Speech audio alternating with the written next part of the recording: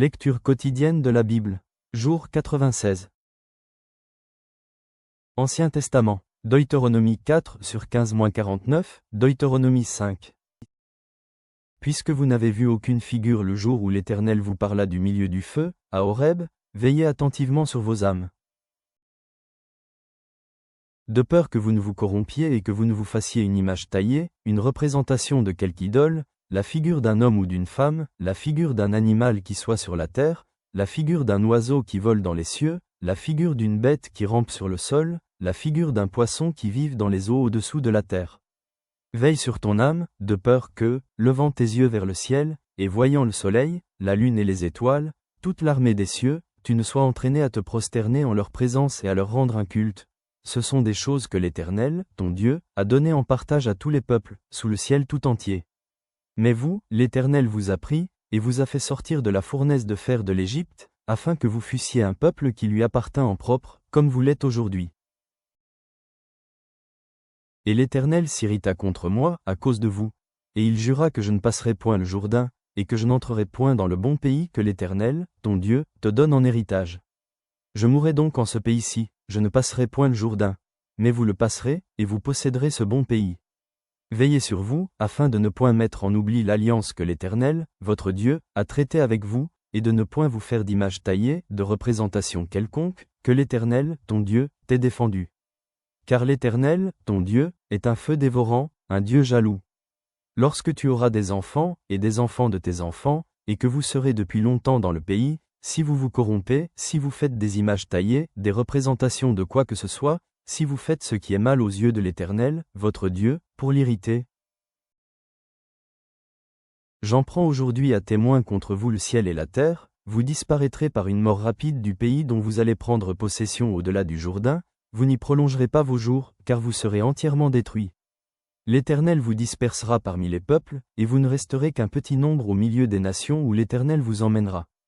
Et là, vous servirez des dieux, ouvrages de main d'homme, du bois et de la pierre, qui ne peuvent ni voir, ni entendre, ni manger, ni sentir. C'est de là aussi que tu chercheras l'Éternel, ton Dieu, et que tu le trouveras, si tu le cherches de tout ton cœur et de toute ton âme. Au sein de ta détresse, toutes ces choses t'arriveront. Alors, dans la suite des temps, tu retourneras à l'Éternel, ton Dieu, et tu écouteras sa voix. Car l'Éternel, ton Dieu, est un Dieu de miséricorde, qui ne t'abandonnera point et ne te détruira point. Il n'oubliera pas l'alliance de tes pères, qu'il leur a jurée. Interroge les temps anciens qui t'ont précédé, depuis le jour où Dieu créa l'homme sur la terre, et d'une extrémité du ciel à l'autre. Y eut-il jamais si grand événement, et a-t-on jamais ouï chose semblable? Fut-il jamais un peuple qui entendit la voix de Dieu parlant du milieu du feu, comme tu l'as entendu, et qui soit demeuré vivant? Fut-il jamais un Dieu qui essaya de venir prendre à lui une nation du milieu d'une nation, par des épreuves, des signes, des miracles et des combats, à main forte et à bras étendus, et avec des prodiges de terreur, comme l'a fait pour vous l'Éternel, votre Dieu, en Égypte et sous vos yeux? Tu as été rendu témoin de ces choses, afin que tu reconnusses que l'Éternel est Dieu, qu'il n'y en a point d'autre. Du ciel, il t'a fait entendre sa voix pour t'instruire, et, sur la terre, il t'a fait voir son grand feu, et tu as entendu ses paroles du milieu du feu. Il a aimé tes pères, et il a choisi leur postérité après eux. Il t'a fait lui-même sortir d'Égypte par sa grande puissance. Il a chassé devant toi des nations supérieures en nombre et en force, pour te faire entrer dans leur pays, pour t'en donner la possession, comme tu le vois aujourd'hui. Sache donc en ce jour, et retiens dans ton cœur que l'Éternel est Dieu, en haut dans le ciel et en bas sur la terre, et qu'il n'y en a point d'autre. Et observe ces lois et ces commandements que je te prescris aujourd'hui, afin que tu sois heureux, toi et tes enfants après toi, et que tu prolonges désormais tes jours dans le pays que l'Éternel, ton Dieu, te donne. Alors Moïse choisit 3 villes de l'autre côté du Jourdain, à l'Orient, afin qu'elles servissent de refuge au meurtrier qui aurait involontairement tué son prochain, sans avoir été auparavant son ennemi, et afin qu'il pût sauver sa vie en s'enfuyant dans l'une de ces villes. C'étaient Beth-Seur, dans le désert, dans la plaine, chez les Roubénites, Ramos, en Galaad, chez les Gadis, et Goël-Ahen, en Basan, chez les Manassites. C'est ici la loi que présenta Moïse aux enfants d'Israël. Voici les préceptes, les lois et les ordonnances que Moïse prescrivit aux enfants d'Israël, après leur sortie d'Égypte. C'était de l'autre côté du Jourdain, dans la vallée, vis-à-vis de Beth-Péor, au pays de Sion, roi des Amoréens, qui habitait à Hébron, et qui fut battu par Moïse et les enfants d'Israël après leur sortie d'Égypte. Ils s'emparèrent de son pays et de celui d'Oc, roi de Basan. Ces deux rois des Amoréens étaient de l'autre côté du Jourdain, à l'Orient. Leur territoire s'étendait depuis Aroër sur les bords du torrent de l'Arnon jusqu'à la montagne de Siton qui est l'Hermon, et il embrassait toute la plaine de l'autre côté du Jourdain, à l'Orient, jusqu'à la mer de la plaine, au pied du Pisga. Moïse convoqua tout Israël, et leur dit, « Écoute, Israël, les lois et les ordonnances que je vous fais entendre aujourd'hui. Apprenez-les, et mettez-les soigneusement en pratique. L'Éternel, notre Dieu, a traité avec nous une alliance à Horeb. Ce n'est point avec nos pères que l'Éternel a traité cette alliance. C'est avec nous, qui sommes ici aujourd'hui, tous vivants. L'Éternel vous parla face à face sur la montagne, du milieu du feu.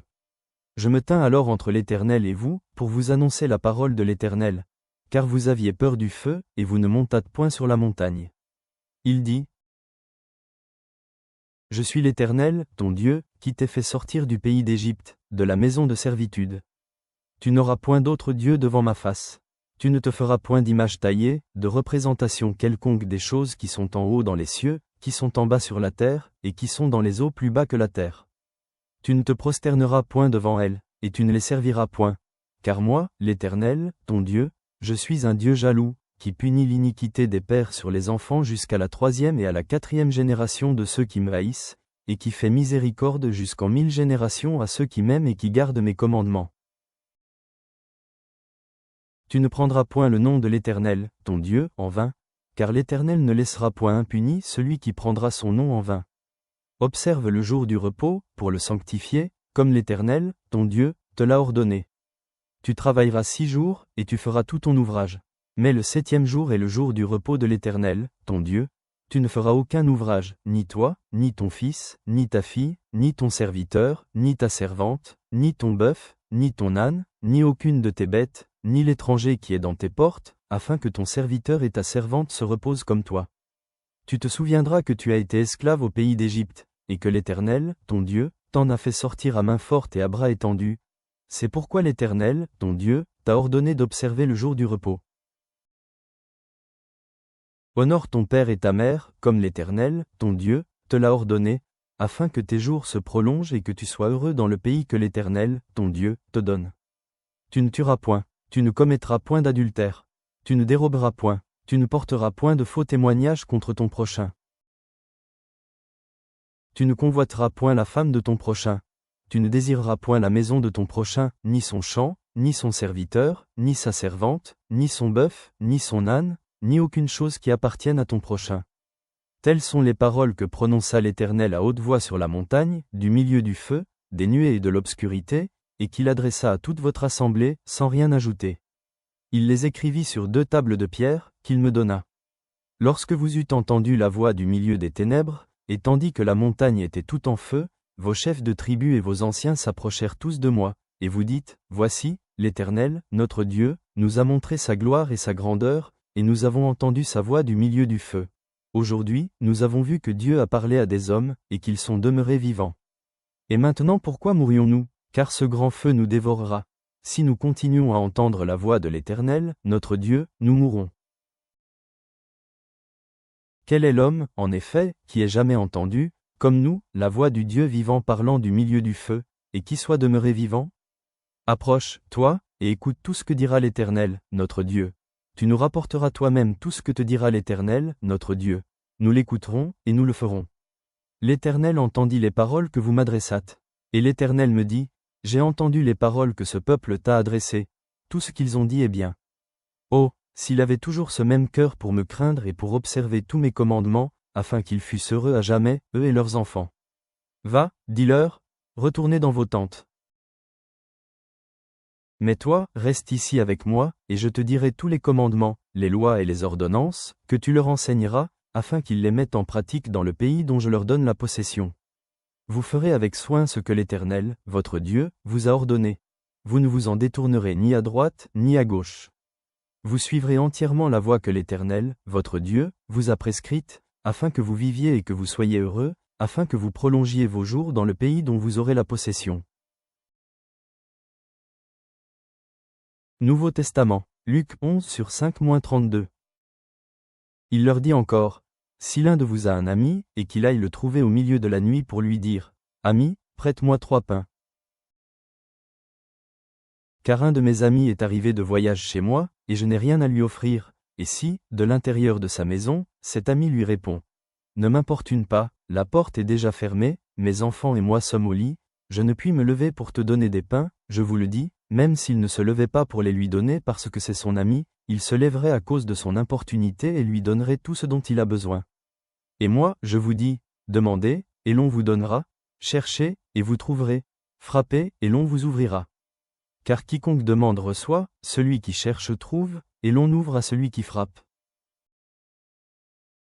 Quel est parmi vous le père qui donnera une pierre à son fils, s'il lui demande du pain?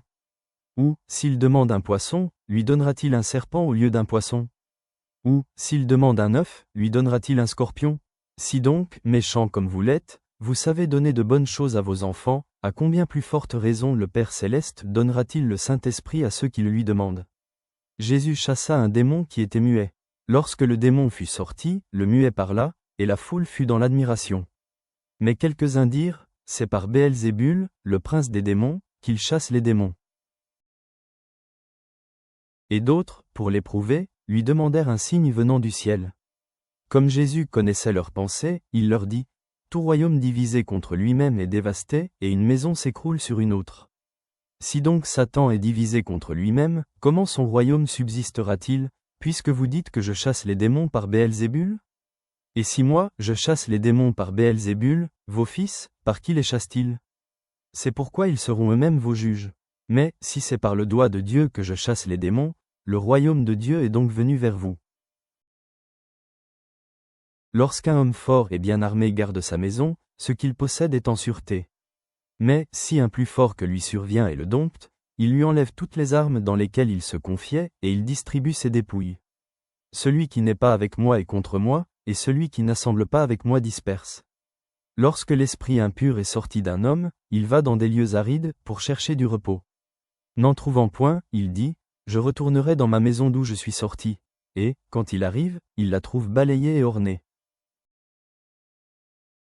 Alors il s'en va, et il prend 7 autres esprits plus méchants que lui. Ils entrent dans la maison, s'y établissent, et la dernière condition de cet homme est pire que la première. Tandis que Jésus parlait ainsi, une femme, élevant la voix du milieu de la foule, lui dit, « Heureux le sein qui t'a porté. Heureuses les mamelles qui t'ont allaité. » Et il répondit, « Heureux plutôt ceux qui écoutent la parole de Dieu, et qui la gardent. » Comme le peuple s'amassait en foule, il se mit à dire, « Cette génération est une génération méchante, elle demande un miracle. Il ne lui sera donné d'autre miracle que celui de Jonas. Car, de même que Jonas fut un signe pour les Ninivites, de même le Fils de l'homme en sera un pour cette génération. La reine du Midi se lèvera, au jour du jugement, avec les hommes de cette génération et les condamnera, parce qu'elle vint des extrémités de la terre pour entendre la sagesse de Salomon.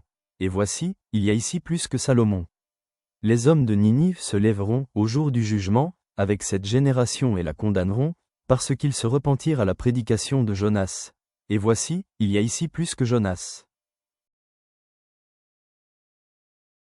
Proverbes 8 sur 32-36. Et maintenant, mes fils, écoutez-moi, et heureux ceux qui observent mes voies. Écoutez l'instruction, pour devenir sage, ne la rejetez pas. Heureux l'homme qui m'écoute, qui veille chaque jour à mes portes, et qui en garde les poteaux. Car celui qui me trouve a trouvé la vie, et il obtient la faveur de l'Éternel. Mais celui qui pêche contre moi nuit à son âme. Tous ceux qui me haïssent aiment la mort. Père Céleste, nous nous présentons devant toi avec des cœurs reconnaissants, cherchant à comprendre la sagesse que tu nous as transmise à travers ta parole. Comme tu nous le rappelles dans le Deutéronome, l'importance d'obéir à tes commandements, puissions-nous aussi avoir le courage de te chercher avec ferveur, comme enseigné dans Luc. Aide-nous à reconnaître les bénédictions qui découlent de l'accueil de ta sagesse, comme souligné dans les Proverbes, et à choisir la vie à travers nos décisions. Guide-nous pour vivre d'une manière qui reflète ton amour et ta vérité à ceux qui nous entourent. Aide-nous à entendre ta voix et à te suivre fidèlement. Amen.